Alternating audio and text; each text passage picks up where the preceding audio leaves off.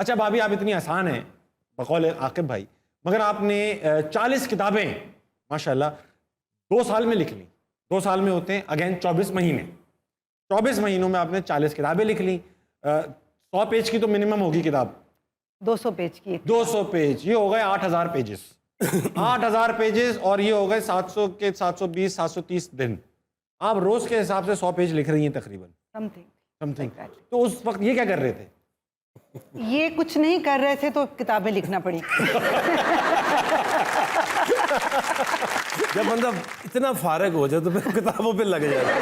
اچھا اس میں بڑی انٹرسٹنگ ایک چیز ہے، تو کرونا جو ہے وہ اس کے جو افیکٹ ہیں وہ ڈفرینٹ ہوتے ہیں لوگوں کے اوپر. آف کورس بالکل. مجھے پڑھے تو میرے 2 یہاں بالوں کے اتنے گچھے اڑا دیے اس میں. پھر کرونا جو ہے وہ یہاں پڑھا اور کتابیں آ گئی باہر.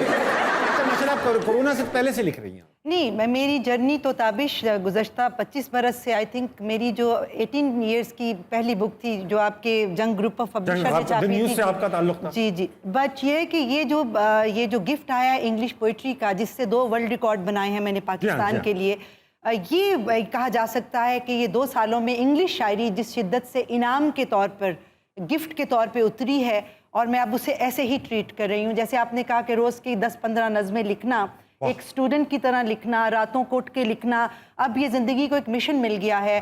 ساؤتھ ایشیا کی ہائیسٹ پبلش پوئٹس بن گئی ہوں، تو اب میں اس کو سیریسلی لے رہی ہوں. بتانے ہونی چاہیے اس بات پر.